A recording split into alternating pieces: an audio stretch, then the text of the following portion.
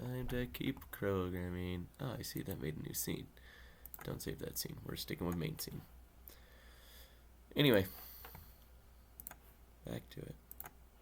Much easier. It has functions that we can call when we're scripting to be able to move around and interact with physics objects. As you can see here in the inspector, under kinematic body 2D, we have collision, so we can manage colliding with objects, and motion, we can also enable some of these, but we're going to leave these options alone as we don't need to modify any of these. So let's rename this kinematic body 2D by double-clicking on it, and I'm going to call it our player. Now, if we select Hold up, hold up. Where did it go? Sprites, difference.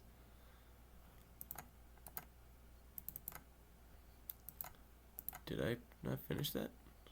Other enough. We're dealing with a kinematic body 2D. Create. Okay, I had this before.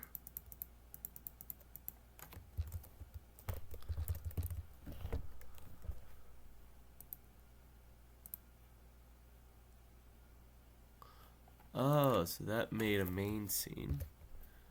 And this... Oh, okay, so I closed out of the thing, but hitting F4 brought me to 3D mode for a 2D thing. I think that's what happened. Player. Yeah, save. Hope that didn't... Is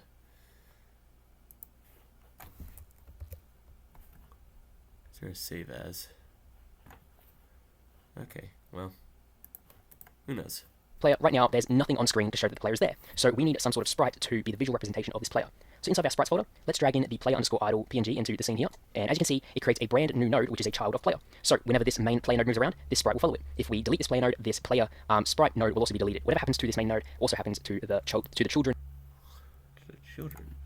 Okay, so sprite, player idle, drag, drop.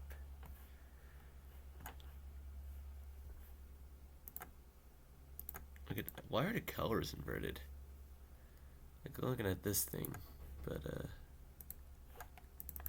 like are the colors inverted on here? Yeah, no, those colors are totally inverted. Whatever, it doesn't matter. As you can see here, we have this green line and this red line. This green line here is the y-axis, and this red line here is the x-axis going horizontally. And this center point here, when they intersect, is the 0, 0 coordinate. Now, we want to move this player sprite to be in the middle here. It's just much easier to manage stuff when everything is centered around at the center. We can drag it over, but as you can see, it's not precise. So over here in the transform property, let's set the position to 0 on the x and 0 on the y. So the player is now centered in the middle. While we're Doop, doop. Where's transform? Transform. 0, 0. Right, let's also save this scene, so we'll go Control S. It'll ask us to save the scene as. Right now it's player.tscn. We'll just hit enter because that's what we want to call it. And as you can see here in our file system, there is now a new scene called player.tscn. So, oops, wrong thing. I would like to know why the picture is inverted, but whatever. It's fine. This is art. I guess in here there is now a player.tscn. we got that saved. I'm actually going to rename this player underscore idle sprite right here just to sprite, so it's easily seeing what this is. And as you can see on our player here, there is a warning sign. If we hover over it, you'll see that it's a node configuration warning. And it says this node has no shape, so it can't collide or interact with other objects. And the reason why is because in order to have a kinematic body 2D node, it needs to have a collider node as well in order to detect collisions, because right now it doesn't know how big the collider is, what shape it is, where it's supposed to be. So what we want to do is right click on player, go add child node, and we just want to look for a collision shape 2D. Double click on that, and it will create a new collision shape 2D. Okay, so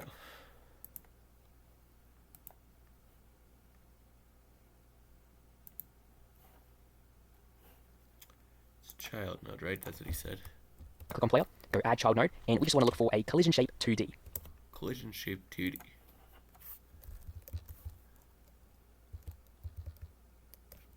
Collision shape 2D.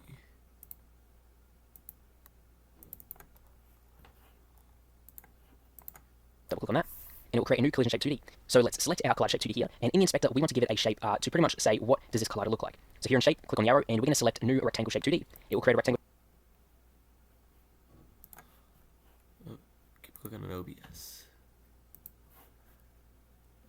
Shape. New rectangle shape 2D.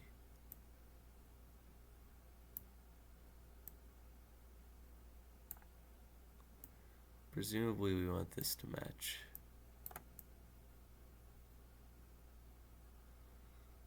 Defining hitbox. boxes.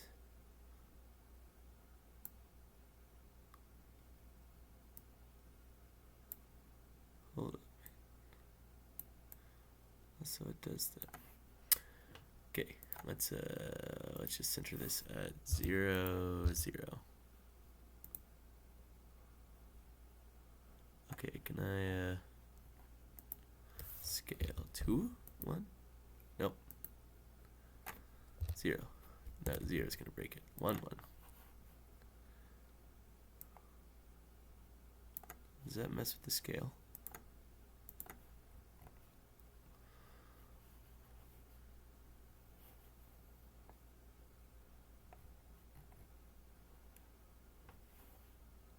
Okay, how does he do it? Shape here on screen, but as you can see, it's pretty small. So what we want to do is change the size of it. You'll see that if we have the collider selected, there are these 3 little dots on the collider, so we can click and drag on those to increase it horizontally like this, vertically like this, and if we want a sort of free transform, we can do it that way. As you can see, when we increase it this way, it does it a bit off-center because our sprite isn't directly in the center. We'll have to go down to the transform property and just move it down on the Y. So we'll set the Y here to be probably negative 15. Oops, actually positive 15. Let's increase this in size a bit. There we go. We just covered. I guess I can't zoom in. Okay, so the transform Y should be 15. Boop. There we go. Whoop. Oh, look at that. I'm going to shrink this X though. Shrink this down to here. Beautiful. Saved it. The top of the head, the bottom of the feet, and horizontally it doesn't really matter. Let's set this to maybe a 1 or a... On the X here, let's set this to -1, and as you can see here, it covers up most of the player. We don't need to really cover up the hands, but there we go. We have our player node here, which is of kinematic body. We'll go over in the next lesson how to script this, how to set it up to allow us to move the player around.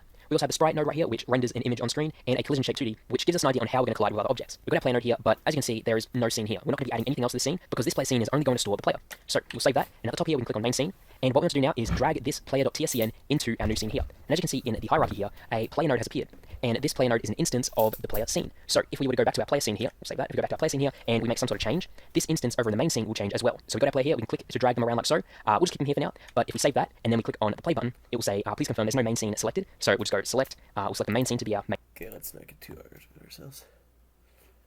I want to go back to the main scene. I want to drop a player in here. It says play. Let's play.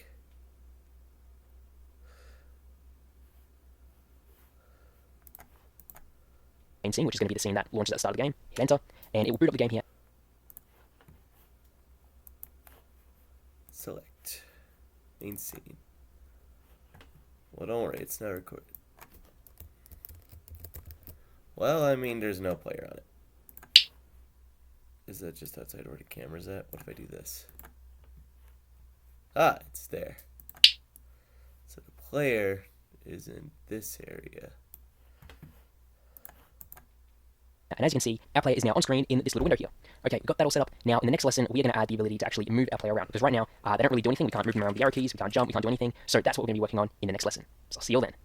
Welcome back, everyone. In this lesson, we are going to begin scripting our player over here. So in the previous lesson, we set up this player scene, which has our player node, and as a child of it, a sprite node and a collision node. And we also drag this instance of the player from the file system here into the main scene. So we now have a player in our main scene. And if we press play here, you'll see that our player has appeared.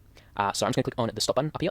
And what we're going to be doing now is actually beginning to script. We're going to be scripting the player movement, the gravity, and also setting up so when we press a certain input, something happens. So I'm just going to click on output here to toggle that off. And we're going to begin by going up to project settings, and inside the input map tab, we can add in some new keys. And the keys we want to add is... Okay, so input, project. Well, dang it. Actually begin to script. We're going to be scripting the player movement, the gravity, and also setting up so when we press a certain input, something happens. So I'm just going to click on output here to toggle that off. And we're going to begin by going up to project settings, and inside... Project settings, input.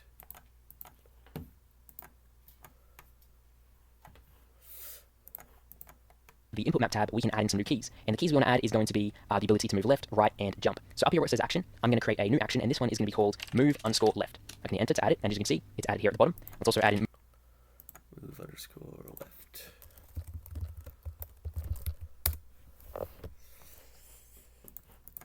move_right, and jump. So there we go. We've got our three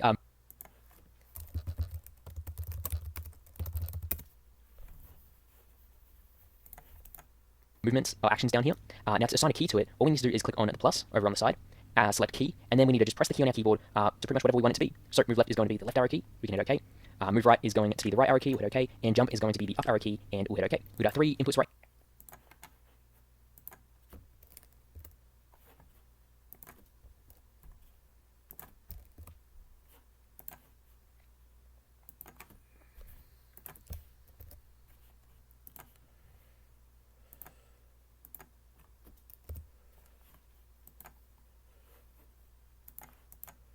Here that we're going to be using, we can now hit close, and to create a script inside of Godot, we're going to go over to the player scene over here, and in the player scene I'm going to select our player node, which is the kinematic body 2D, and down here in the inspector you'll see that there is a script drop down. We'll select that, and right now.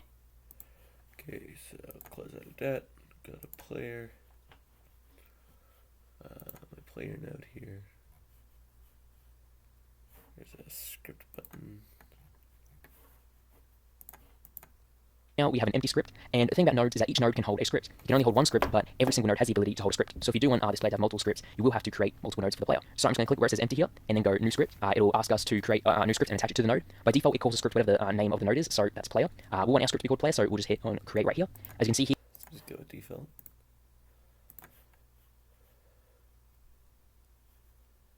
Oh, wait a second. No, we want player. We don't want collision shape to do, we want player.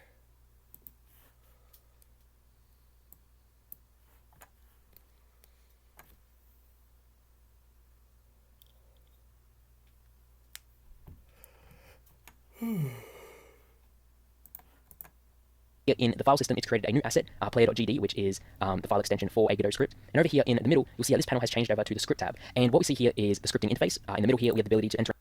This is in there. Okay. Our code right down. On the left-hand side here, top left, is going to be a view of all our scripts, so we can click between them to navigate between them. And down here at the bottom left is going to be a list of our functions, or our methods. Now, for this course, it is recommended that you already have some knowledge of programming, but you do need to have a rough understanding of the programming logic. So here, we are going to be coding in GDScript. And what GDScript is, it's pretty much very similar to Python, although it does have a few differences, as you can see here for the functions. We do have, instead of having a function being defined as def, we have it defined as func.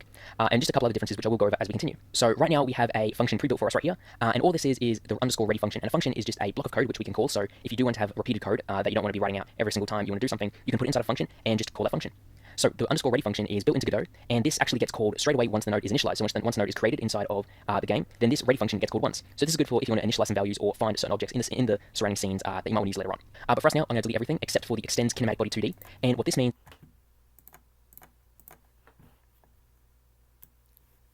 Goodbye.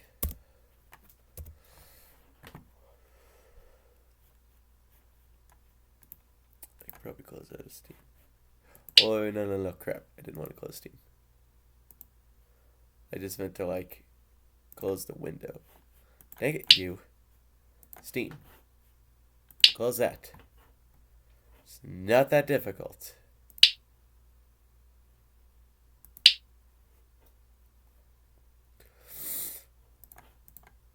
Is we're pretty much extending the node which the script is on. Since we are on the kinematic body 2D node, we're going to be extending that node, so we have the ability to use some of the kinematic body 2D's functions, such as the move and slide function, which will allow us to move this player and interact with colliders. If you're used to some other programming languages, think of extends as inheriting from another class.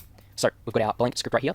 What we're going to do, first of all, is create some of our variables to store our data. And just a quick refresher, variables are basically containers which can hold data. They can hold all different types of data. They can hold numbers, text, booleans, which is true or false, and various other things as well. They can also hold nodes, which we'll be looking at very shortly. So to begin, let's create our first variable, which is going to store the player's score, because eventually we're going to be able to collect coins, which will increase our score. And to create a variable in Godot script, we first of all have to type var for variable. Then we have to enter in a name for our variable, and this is going to be called score. Now, what we can do, since Godot script is a dynamic language, what this means is that we don't have to hard code data types for our variables and various other things. Basically, a variable can be any data type at any time. So if the score here is a number, later on we can all of a sudden change this over to a string, for example, or to a boolean. That's the benefit of dynamic language. Although on the downside, it could be confusing on what this variable type is. So what we're going to do for this course, we are going to assign data types to all of our variables. So normally you'd go var score, and then you'd go equals, and then you'd give it an initial value of 0, for example. So now score here has a data type of int, and later on we could change this to a different data type if we want, but we want to keep it as an integer, which is a whole number. So what we're going to do is hard code in a data type by, after we go score, we're going to go colon, and then int. So var score Score int equals 0.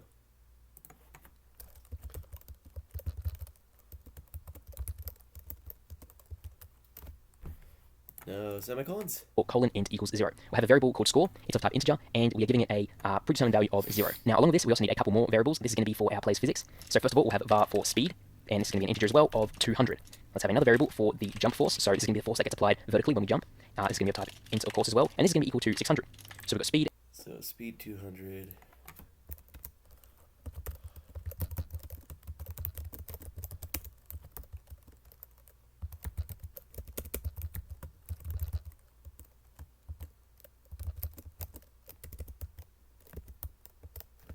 Capable of hitting an equal sign, I swear.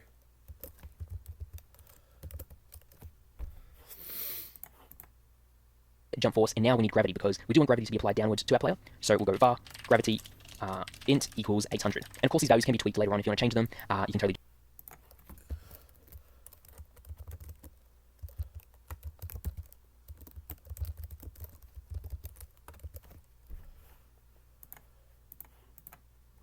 do that. Now, along with this, we also need a few more variables. The first one is going to be var, and this is going to be our velocity because we want to keep track of what our velocity is. And velocity is basically, in terms of Godot, it's going to be how many pixels we're going to be moving per second in a certain direction. And a velocity, we're going to be storing it as a vector2. So I'll write that out real quick. We'll go vel, which is short for velocity, colon vector2 equals vector2, and then two parentheses to initialize a new instance of a vector2. So what is a vector2? Well, a vector2 is pretty much a data type which can hold two values. It can hold an x and it can hold a y. And if you've done vector maps before, that's pretty much what this is. A vector2 can hold information such as a certain position in space, a rotation, a scale, or even a direction that we're facing or that we want to move into. What we want to do is create another variable, and this is going to be a variable which stores a node, more specifically our sprite node here.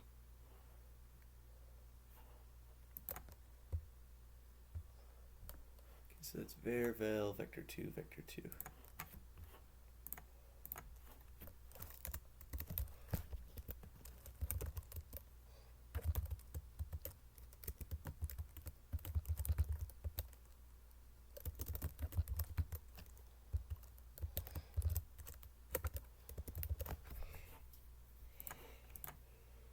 Our sprite node here in our player. So in the script, we want to create a new variable, so I'm going to go var, and we're going to call this one our sprite. So this here is going to be of type sprite, like so. Sprite is a data type which we can use, and this is going to be equal to $sprite. Now, what does this $sprite mean? So this So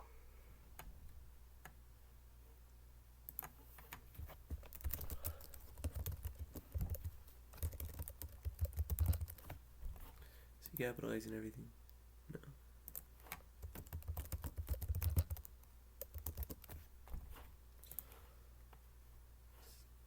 No. Sprite. Oh, noise.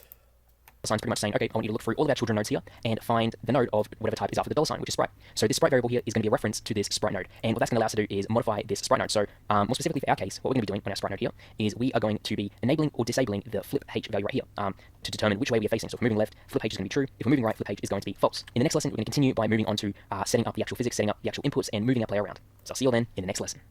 Welcome back, everyone. In the previous lesson, we started to actually script our player over here. We set up our variables, but as you can see here, we do have an error, and that says use onReadyVar equals getNode instead. And what this means is that this $sprite here isn't necessarily recommended to be used. This is one way you can get a child node. Another way is by using the getNode function, which requires you to enter in a path to that node. I'll show you how to do that. So instead of $sprite, we can use get_node, and what this does is it requires a string to the node path. This is similar to a file directory path, but since this sprite is a direct child of the player, we can just enter in the name of the node, which is sprite. So this is going to find the sprite node and then assign it to this variable right here. Now, what we can't do is call this right now. We want to call this when the game starts. So what we could do is use the _ready function, which gets called right at the start when the node is initialized, and then we could find the sprite node.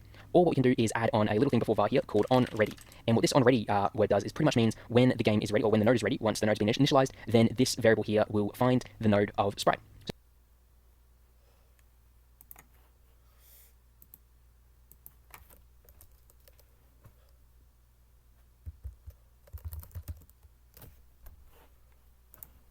onReadyVar sprite equals.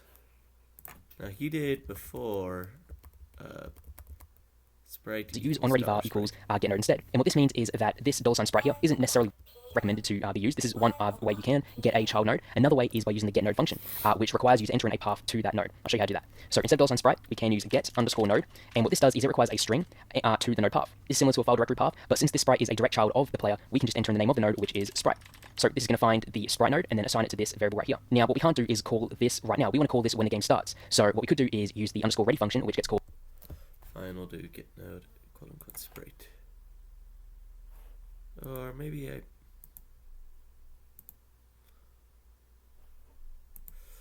want to stick with right at the start when the node is initialized, and then we could find the sprite node.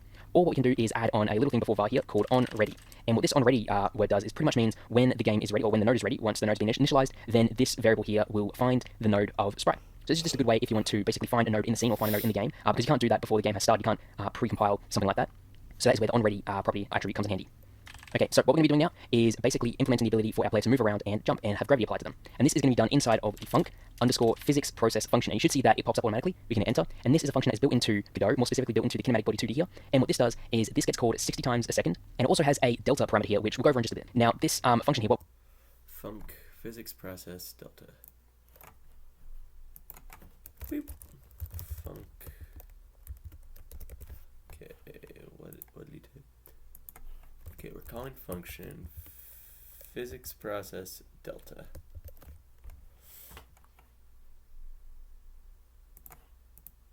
we're going to do in here is check to see, first of all, are we pressing the left button or are we pressing the right button, and then change our velocity based on that.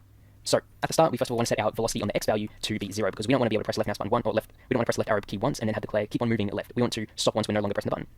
So we'll set the x velocity to 0 at the start, and then we'll check our movement inputs. And to do that, we can go Vel x equals 0. I think someone just knocked.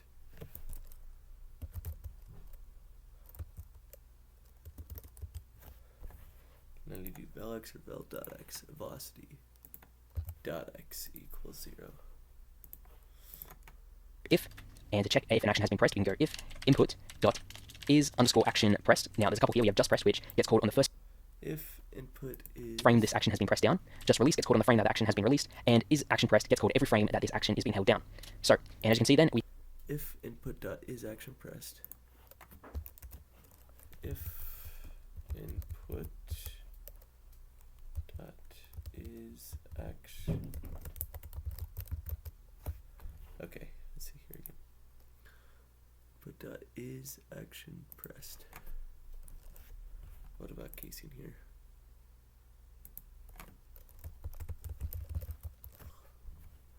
Okay, I think I messed up. If capital I input, let's back up and try that again. But if input dot is action pressed.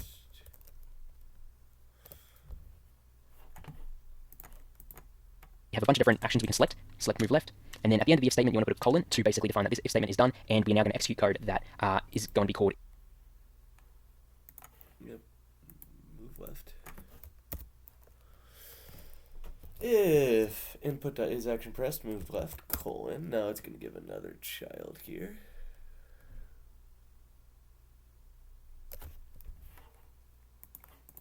If this condition is true. So if we are holding down the left button, the left arrow key, we want to set our velocity on the x value to be equal to negative speed. So I'm going to go vel.x minus equals speed. And then we also want to have it so Right, because speed is more like a universal input. That x.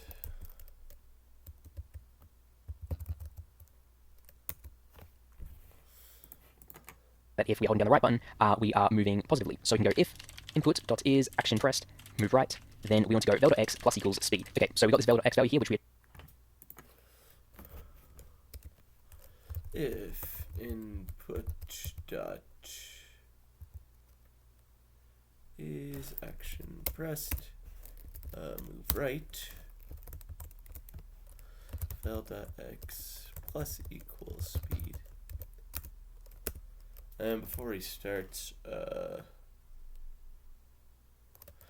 let's try if input dot is action pressed. No, it's not going to be pressed anymore. If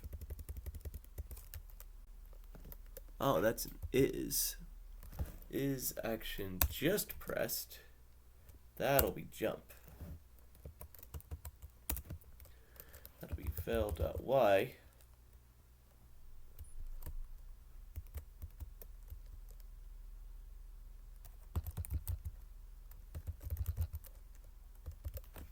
Okay, now that I've gone ahead, let's see what he says. changing it based on the keyboard inputs. Now we want to apply this to our actual player so it can move left and it can move right.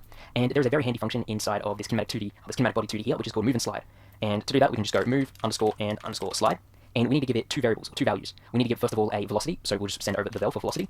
And we need to give it a direction, and this direction is basically to tell the game or to tell our kinematic Move and slide. Well, maybe I was wrong here.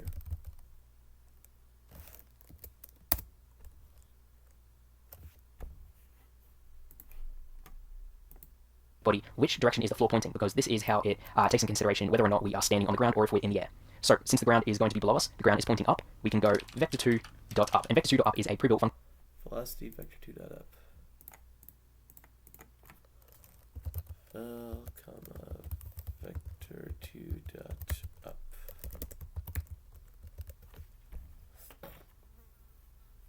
The flies. In our pre-built vector2 variable, which we can easily access. We can go vector2 dot, and there's a bunch of others. We got down, left, 1, right, up, and 0. And up, all it is just vector2 with an x value of 0 and a y value of 1. So we got that there. In fact, what we want to do is we want to actually set vel to be equal to move and slide, because move and slide here does return a new velocity as a return type of this function, which we want to assign back to velocity, as this is going to make you doing gravity a lot easier for us. So Vel equals.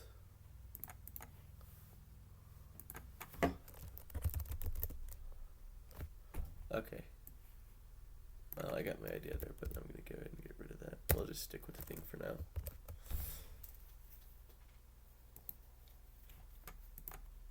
we got that set up, and in fact, let's press the play button now and test it out. So make sure the script here is saved, click the play button at the top right, and if we hold down right arrow key, we'll begin moving right, left arrow key will begin moving left. So we've got the left and right movement set up and ready to go. Now what we need to do is make it so that this sprite here flips if we move. Well, actually, you know what? Before I continue that, maybe I will bring it back. Let's see.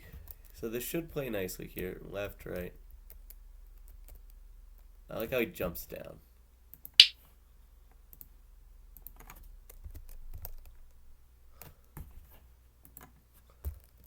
Whoop, whoop, whoop, whoop, whoop. He's gone.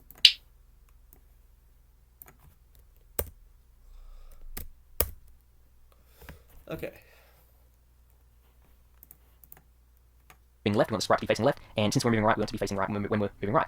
So we'll click on the stop button, and down here, what we want to do is check to see if our velocity is if our x velocity is greater than 0. If so, we want to flip the sprite. So we'll start by going if vel.x is less than 0, so if we're moving left, then we want to go sprite.flip_h equals true. So if we're moving left, we want to be facing left.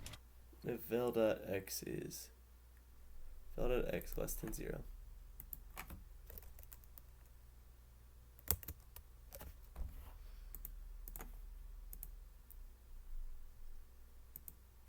This continues to stay in our function here. If vel.x less than 0,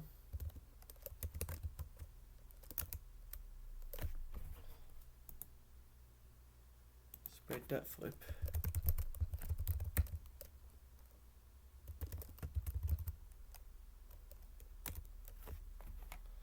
no capital and true. Sprite.flip H. Right? Flip underscore H.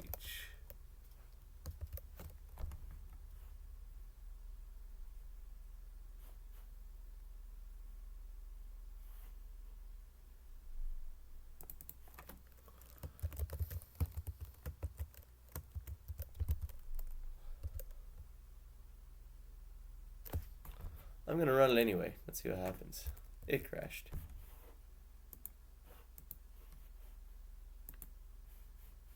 Oh no, that was a bad idea.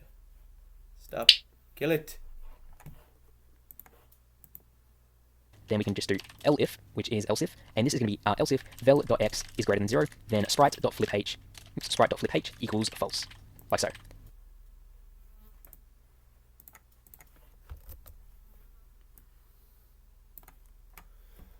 Oh, that fly is looking to be murdered. Andrew, Kyle, you guys have got to take care of your dishes.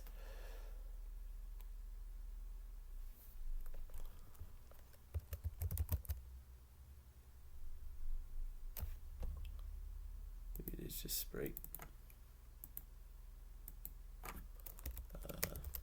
Elif vel.x is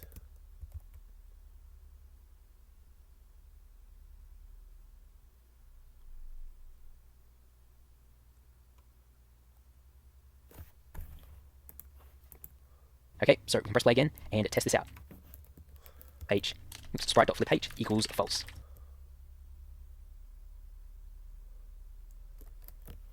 X is greater than 0.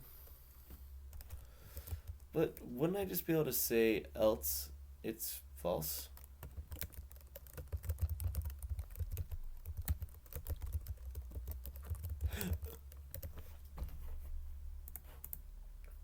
Like so. Okay, so we can press play again and test this out.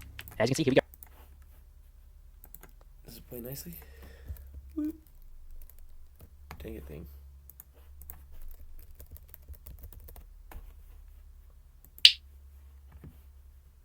Let's try that again.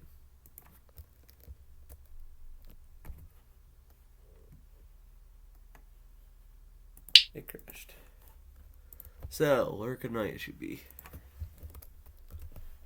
which is else if, and this is going to be else if vel.x Oh my goodness, that fly is going to be murdered. is greater than 0, then sprite.fliph equals false. If vel.x less than 0, sprite.fliph equals true. Now, sprite equals get node sprite. Sprite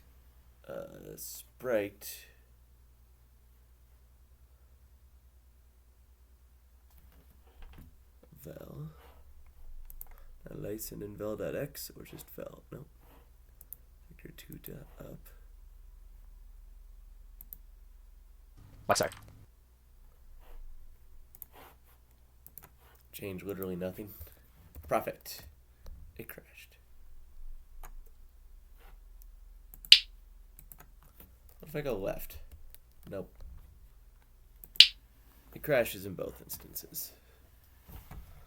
So extend kinematic body TD, fair score, and fair score. Okay, those are fine. Because it's when I got this stuff implemented that everything broke. Vel.x is less than 0, sprite.fliph equals true.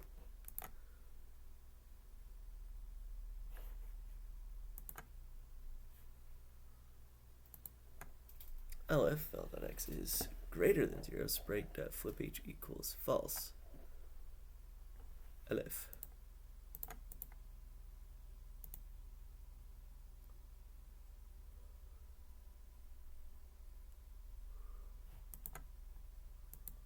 Okay, so we can press play again and test this out.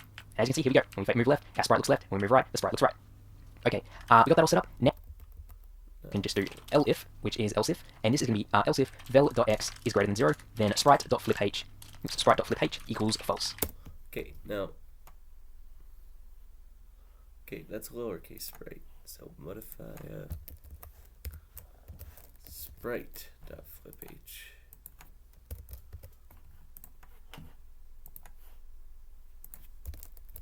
No, it's still crashing.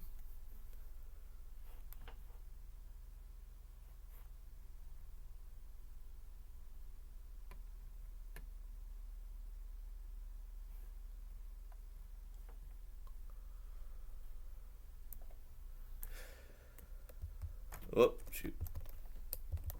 No? Can I not? Is that not a function I could do? Can I not just go Control 3 to do that?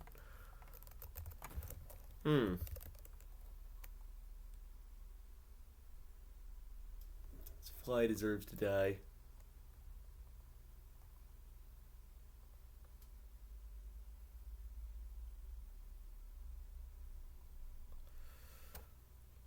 Ah, dang it thing. Just let me do this.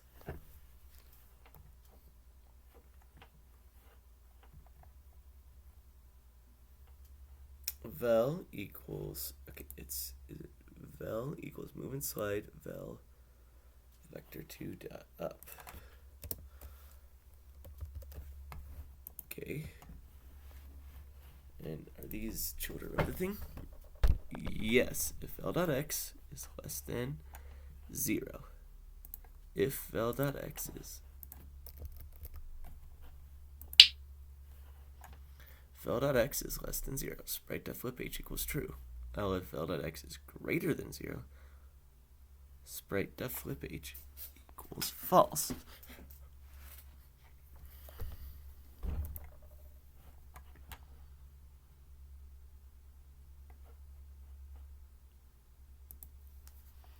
Input is action press move left. Input is action press move. Vel equals move and slide vel vector 2 dot up. Move and slide vel vector 2 dot up. If vel.x is less than 0, sprite.fliph equals true. Now if vel.x is greater than 0, sprite.fliph equals false.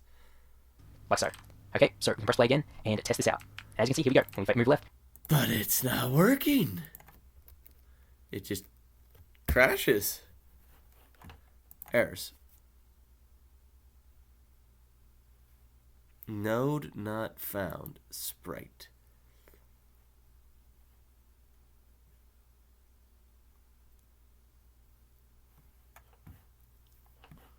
So maybe I do just need to say sprite equals get node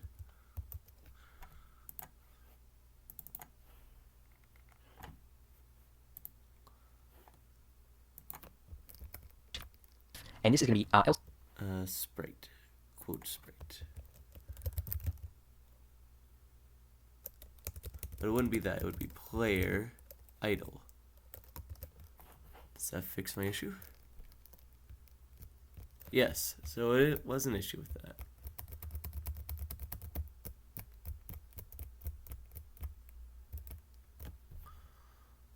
Now, okay.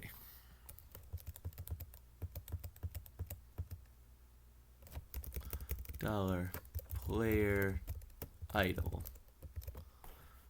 Would that fix my issue? Yes. I see.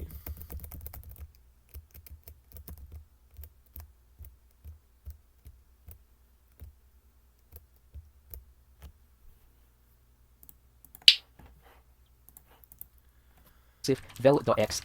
So we got that all set up. Now what all we need to do is apply gravity and the ability to jump. So for gravity over here, in fact, I'm just going to add in some comments to do a comment. We can just go hashtag, and then whatever you want to say about a certain thing. So we'll go movement inputs here. And don't worry about these comments. They don't get compiled with the code. They're just there for us to see.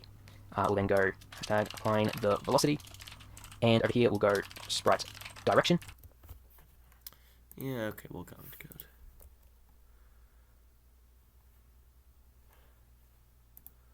I could actually think about what x equals 0.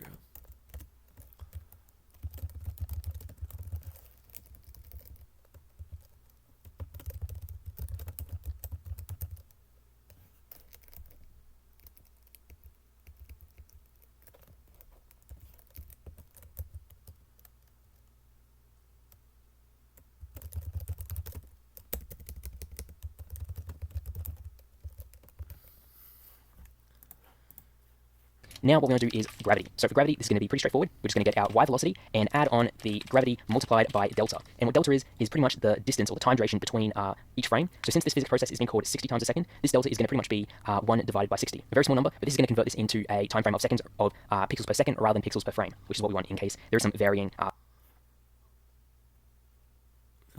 So gravity, vel.y plus equals gravity.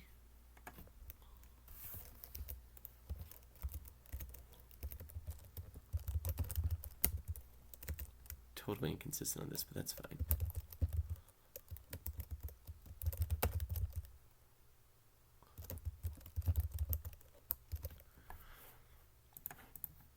frame rates between computers. Woo! Then we also want to add in the jump input. So here we can just go if input dot is action just pressed, so if an action has just been pressed, and that is going to be the jump key. And if we are sitting on the ground, because we don't want to be able to jump if we're already in the air. So to do this, we can go and is underscore on underscore floor. And if input okay.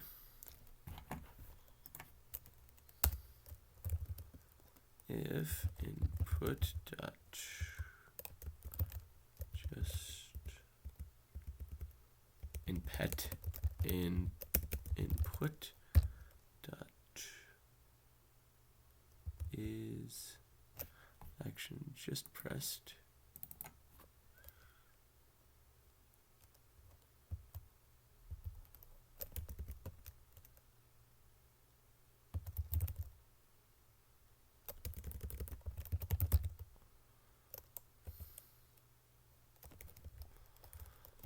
and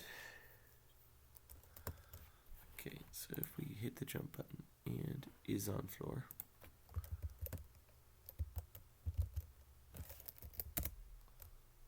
is on floor.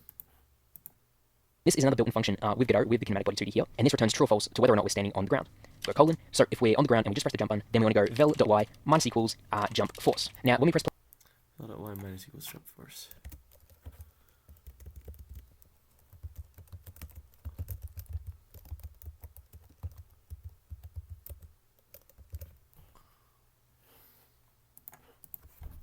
you'll notice that straight away we're just going to begin falling, and that is because there's of course no ground underneath us. So in the next lesson, we are going to be looking at actually setting up some tiles which we can stand on. So I'll see you all then in the next lesson.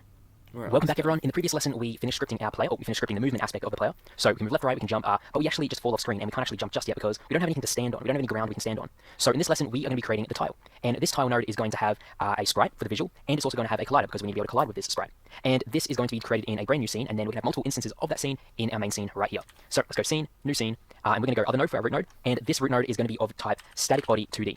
Now, static body 2D is static body 2D. Scene, new scene. Other node, static body 2D.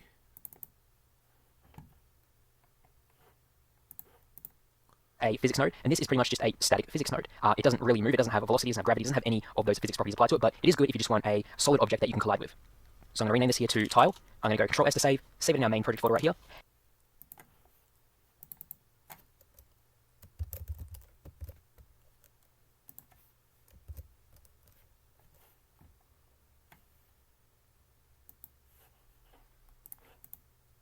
And first up, let's drag in the tile sprite. So in sprites here, let's drag in the tile.png image.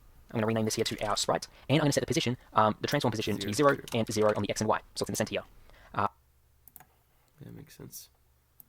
Sprites tile.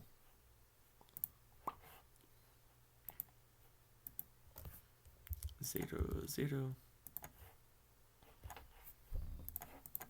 Along with the sprite, we also need to have a collider. So we'll add child node to the tile, and we want to add in a collision shape 2D.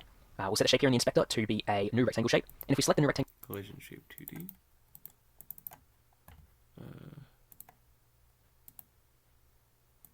Add child node. Collision shape 2D, which is going to be a new rectangle. Transform 0, 0. Looks like it should actually fit quite nicely.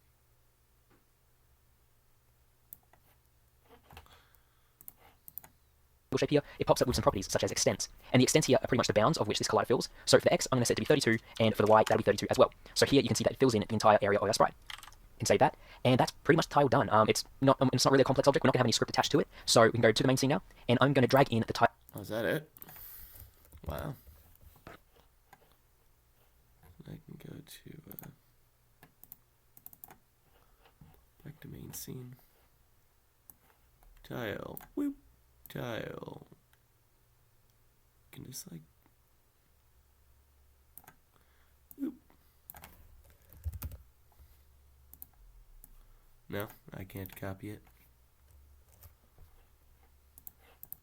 Tile.tsn, which is now here in the file system. I'm going to drag that into our main scene, just under our player here, and we can press play, and what we should see is the player falls down onto the tile, as we see here.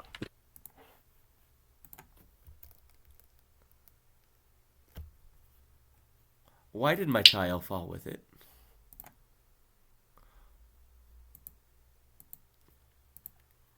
Hold up. Hold up. No, the tile is not... The tile goes under main scene. The tile is not a child of the player. Whoop, whoop, whoop. Whoop. This is like the jankiest physics controls. Oh, and now, this is not a platform I'd enjoy playing.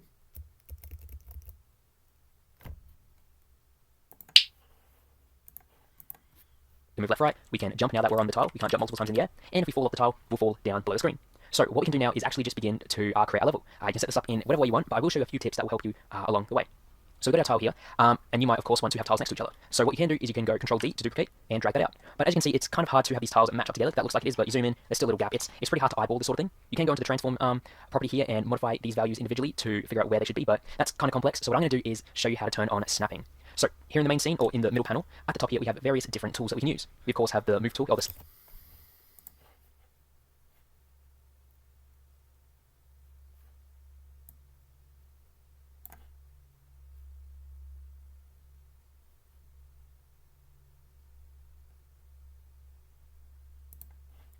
Smart step. Whoop.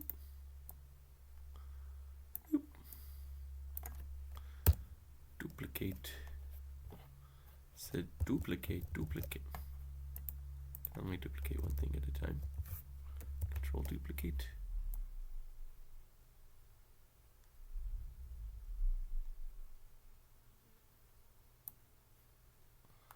Okay. New plan. We're going to turn on grid snapping.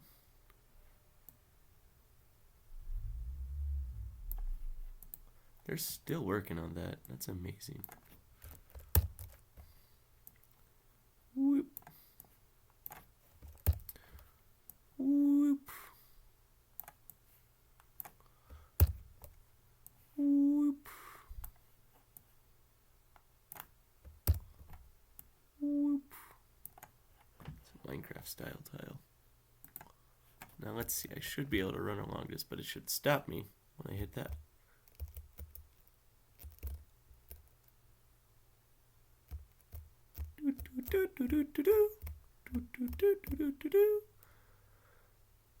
That's just quality.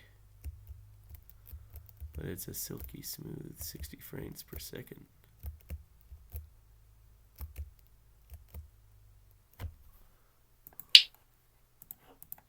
Select tool here, which allows us to select various different things. And if we click and drag, we can move them around.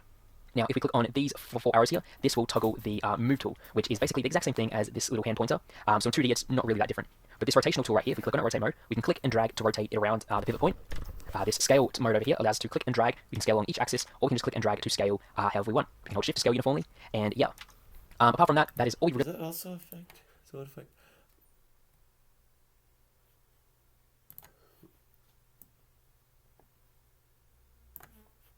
Make a big old fat boy here. Shrek'd.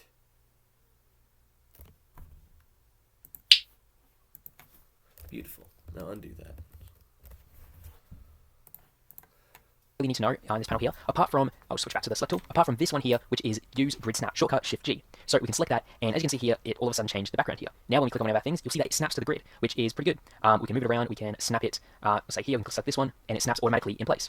So with this, we can then duplicate a bunch of tiles and fill in a little level on the screen here. Make sure right now it is inside the bounds of this blue rectangle here. It might be a bit hard to see, but there's a blue rectangle here, which basically defines the bounds of our screen, so whatever we can see. I'm going to begin by just placing a tile down here right at the bottom, so just something like this. I'm just going to stick to these predefined grid squares, because that seems to fit the size of our tiles nicely. So we can select these tiles here, Control D, move them over, and continue to duplicate them like so. So there we go. I built a little level right here. We can press play and test it out. So we can move it left to right. We can jump between the different platforms here.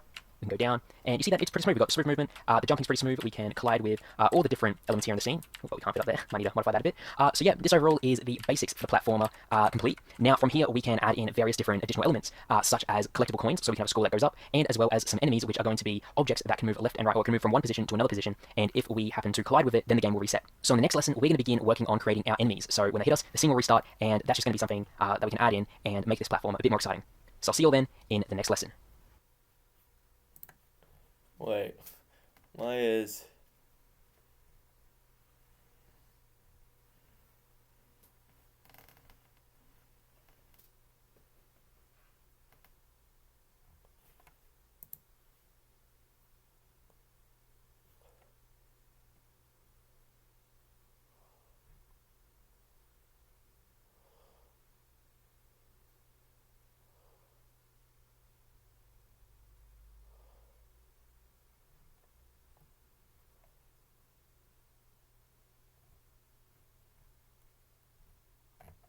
Well, is there... Oh, that was really recent too.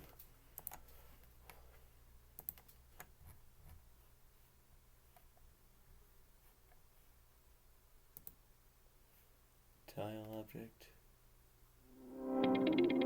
As technology influences every aspect of our lives, demand for developers has skyrocketed, making it the perfect time to take advantage of the opportunities.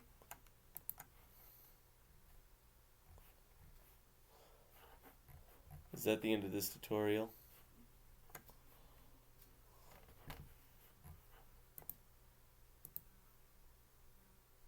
Goodness, this fly is looking to die.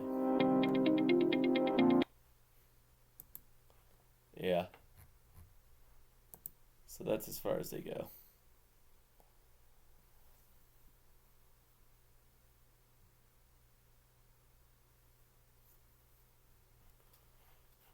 Well, I can learn to summon my own, I'm sure of it.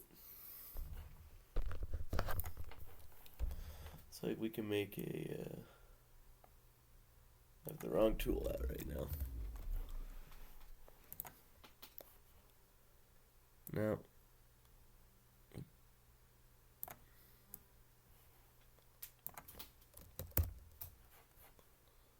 Whoop.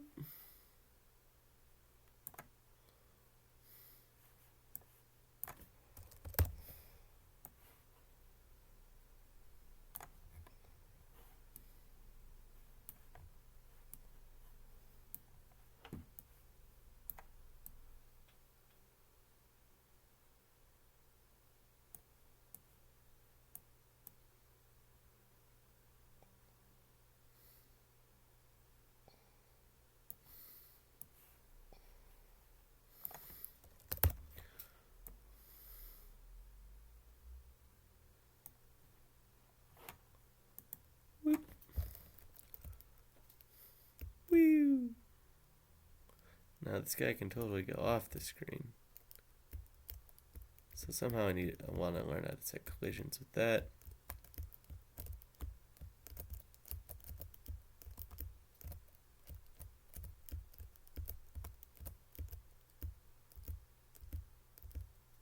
So that's also something that I need to change. Is there like a way I can okay, collision shape, I do want to shrink that down significantly. Just to the edges of the body.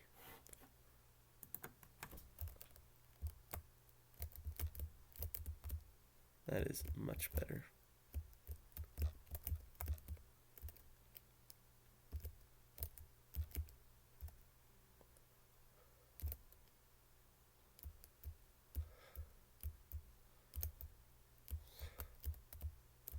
But again, I'd also have to learn how to like have a variable jump force depending on how long it's pressed down.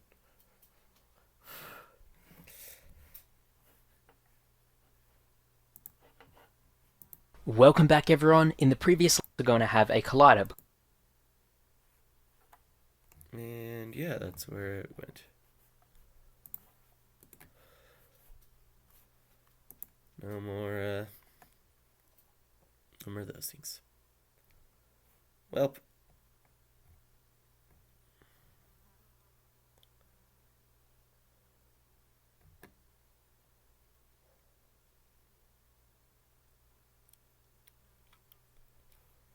That's fun.